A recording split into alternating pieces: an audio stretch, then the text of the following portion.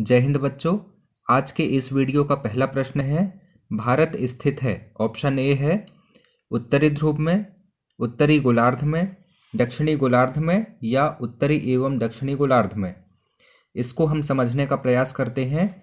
आप यहाँ पर ग्लोब देख पा रहे हैं। यह विषुवत रेखा है। विषुवत रेखा को हम भूमध्य रेखा भी कहते हैं और इसके उत्तर में यानी कि उत्तर की ओर यह भारत है। यानी कि स्पष्ट है कि यह जो भारत की स्थिति है उत्तरी गोलार्ध में है। तो इसका उत्तर जो होगा वह विकल्प बी होगा। भारत कहाँ स्थित है? उत्तरी गोलार्ध में। अगला प्रश्न है, भारत के मुख्य भूभाग के रिक्त स्थान में अंडमान निकोबार द्वीप समूह है। ऑप्शन ए है दक्षिण पूर्व यानी कि बंगाल की खाड़ी में। ऑप्शन बी है दक्षिण पश्चिम अरब सागर में। ऑप्शन सी है उत्तर पूर्व यानी कि हिमालय के पूर्व में या ऑप्शन डी है उत्तर पश्चिम यानी कि हिमालय के पश्चिम में। इसको भी हम यहाँ पर समझने का प्रयास करते हैं।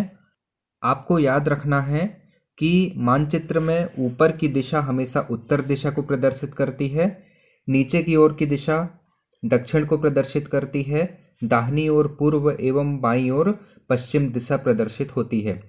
तो यहाँ पर प्रश्न के अनुसार हम देखते हैं, प्रश्न में क्या है, भारत के मुख्य भूभाग के रिक्त स्थान में अंडमान निकोबार द्वीप समूह स्थित है। आप यहाँ पर अंडमान निकोबार द्वीप समूह की स्थिति देख रहे हैं। इस दिक् सूचक की सहायता से हमें ज्ञात होता है कि यह भारत के दक्षिण पूर्व में स्थित है। तो इसका उत्तर क्या होगा? दक्षिण पूर्व बंगाल की खाड़ी। आपको याद रखना है कि अंडमान निकोबार द्वीप समूह बंगाल की खाड़ी में स्थित है, जो कि भारत की मुख्य भूमि के दक्षिण पूर्व में स्थित है। अगला प्रश्न है, भारत की मुख्य भूमि के खालिस्तान में लक्षद्वीप समूह है। ऑप्शन ए है दक्षिण पूर्व यानी बंगाल की खाड़ी। ऑप्शन बी दक्षिण पश्चिम अरब सागर। ऑप्शन सी उत्तर पूर्व यानी कि हिमालय के पूर्व में या फिर ऑप्शन डी उत्तर पश्चिम यानी कि हिमालय के पश्चिम में।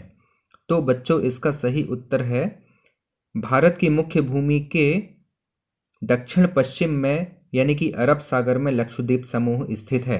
यहाँ पर आप लक्षद्वीप समूह की अवस्थिति देख रहे हैं। यह भारत की मुख्य भूमि के दक्षिण पश्चिम में स्थित है। यहाँ पर हमने लक्षद्वीप समूह को जूम करके डिस्प्ले किया हुआ है। यहाँ आप देख पा रहे हैं यह लक्षद्वीप समूह है जो कि केरल के तट के निकट स्थित है। अगला प्रश्न है, भारत के उत्तर पश्चिम, उत्तर तथा उत्तर पूर्वी सीमा पर नवीनतम वलित पर्वत है। इसके दक्षिण का भूभाग उत्तर में चौड़ा है और कितने उत्तरी अक्षांश से हिंद महासागर की ओर संकरा होता गया है। ऑप्शन ए 21 अंश, 22 अंश, 23 अंश या फिर 24 अंश। तो बच्चों इसका सही उत्तर है 22 अंश। यहाँ पर आप कर्क रेखा देख रहे हैं। भारत के मानचित्र में यह कर्क रेखा बनी हुई है। कर्क रेखा 23 अंश 30 मिनट उत्तरी अक्षांश रेखा है और इसके थोड़ा यदि हम नीचे आते हैं यानी कि दक्षिण की ओर आते हैं तो यह 22 अंश अक्षांश की स्थिति है, यानी कि 22 अंश उत्तरी अक्षांश की स्थिति है। और यहाँ से जैसे जैसे हम दक्षिण की ओर चलते हैं तो भारतीय भूभाग यानी कि जो भारत का भूभाग है वह धीरे धीरे संकरा होता जाता है। आप यहाँ पर देख सकते हैं कि भारतीय भूभाग 22 अंश उत्तरी अक्षांश से दक्षिण की ओर धीरे धीरे संकरा होता गया है और कन्याकुमारी में यह संकीर्णतम यानी कि सबसे संकरा है। अगला प्रश्न है, भारत की मानक याम्योत्तर रेखा उत्तर प्रदेश के निम्नलिखित में से रिक्त स्थान से गुजरती है। अयोध्या, आगरा, मिर्जापुर या मथुरा। तो बच्चों आपको याद रखना है, भारत की मानक याम्योत्तर रेखा उत्तर प्रदेश के मिर्जापुर नामक जिले से होकर गुजरती है। यहाँ पर यह उत्तर प्रदेश का नक्शा है और यह मिर्जापुर की अवस्थिति है। यहाँ से हमारी मानक याम्योत्तर रेखा गुजरती है और यह रेखा 5 राज्यों से होकर गुजरती है। आपको याद रखना है। अगला प्रश्न है, रिक्त स्थान का प्रभाव दक्षिण से उत्तर की ओर दिन और रात की अवधि पर पड़ता है। केवल देशांतर का, केवल अक्षांश का, अक्षांश और देशांतर का या फिर ना तो अक्षांश का और ना ही देशांतर का।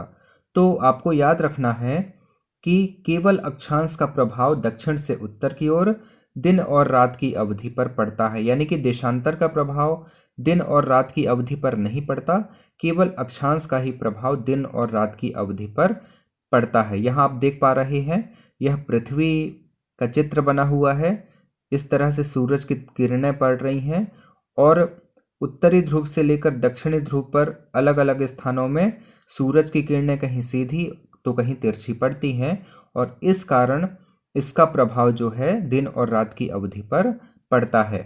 अगला प्रश्न है, भारतीय भूखंड एशिया महाद्वीप के पूर्व और पश्चिम के मध्य में स्थित है तथा यह रिक्त स्थान महाद्वीप का दक्षिणी विस्तार है। एशिया, यूरोप, उत्तरी अमेरिका या दक्षिण अमेरिका। आप यहाँ पर देख पा रहे हैं, यह भारत का मानचित्र है।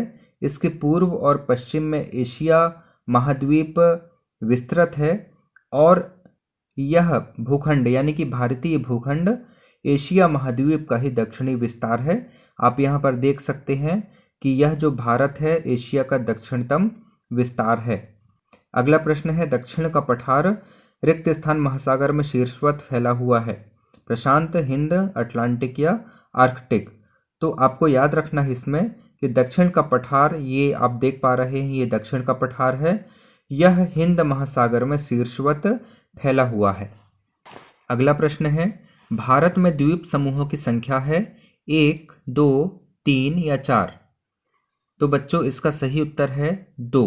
भारत में कुल 2 द्वीप समूह हैं। पहला है अंडमान निकोबार द्वीप समूह और दूसरा है लक्षद्वीप समूह।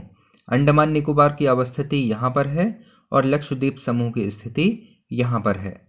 अगला प्रश्न है, सुएज नहर के खुलने से भारत और यूरोप के बीच की दूरी लगभग रिक्त स्थान किलोमीटर कम हो गई, 6000, 6500, 7000 या 7500।